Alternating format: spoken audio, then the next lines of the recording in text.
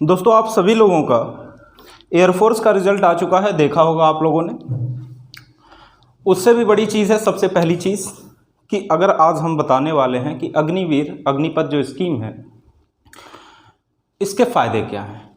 उससे सबसे बड़ी इम्पोर्टेंट चीज़, स्टार्टिंग में जब आया था तो हम ही लोग इसका बहुत विरोध कर रहे थे। आज हम ही लोग इसका मतलब कह रहे हैं लोगों को कि नहीं भरिए।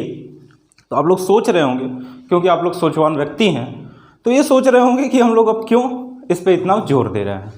सबसे पहली चीज़ देखिए, जोर इसलिए दे रहे हैं कि आप देख लीजिए, रेलवे ने 15% आपको रिजर्वेशन दे दिया। देखो, बड़ी ध्यान से सुनना बात, अब जल्दी जल्दी थोड़ा सा।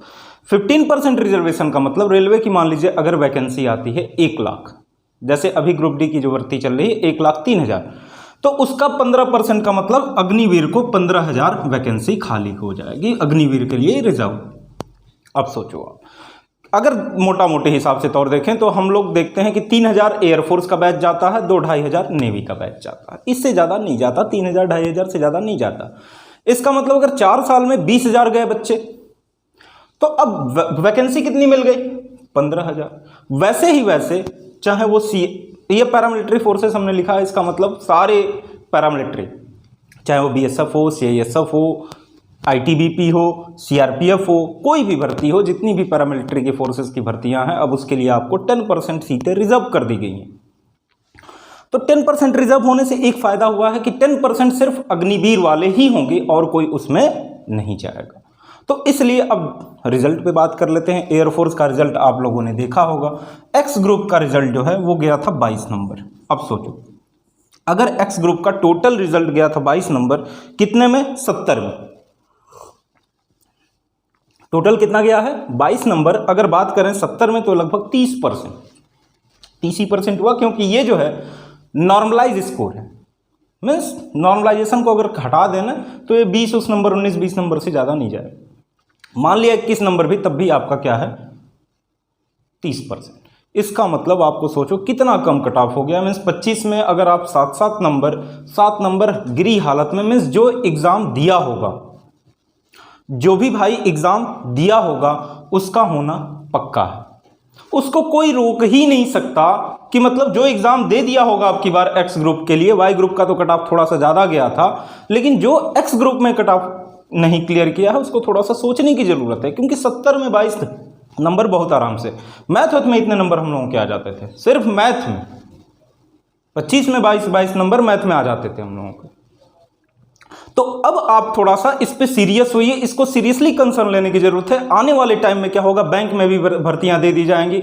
आने वाले टाइम में जितनी भी सरकारी संस्थाएं होंगी उन सब में भर्तियां दी जाएंगी, उसमें आपको घबराना नहीं है। तो देखो, आपको ये चीज़ ध्यान रखना है कि अब आपका जैसे नेवी का अभी फॉर्म का डेट, लास्ट डेट अभी कंप्लीट नहीं हुआ है, मीन्स 15 तक था, लेकिन इनको उन लोगों ने बढ़ा दिया है। तो इसको अगर बढ़ा दिया है ना, तो आप लोगों को थोड़ा सा सोचने की ज़रूरत है। इसको भरिए, कायदे से दीजिए कि आज से 4 साल आप तैयारी करते रह जाओगे, एसएससी बैंक जो भी है, कुछ ना होगा। उससे बढ़िया है कि कम से कम रेलवे में 15% हमको मिलेगा। और रेलवे की जो एज लिमिट होती है वो 40 साल होती है, 35 साल है, 40 साल है, तो वो बड़ा ईजी हो जाएगा हम लोगों के लिए कि 15-20 हज़ार सिर्फ अग्निवीर को ही होगा।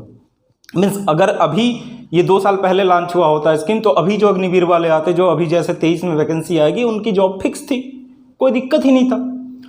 और देखो, सीधी सी बात है, अगर आप मिडिल क्लास फैमिली से हो, अगर आप सीधी सी बात गरीब हो, मजदूर हो, तो आपके पास पढ़ने के सिवा कोई ऑप्शन ही नहीं।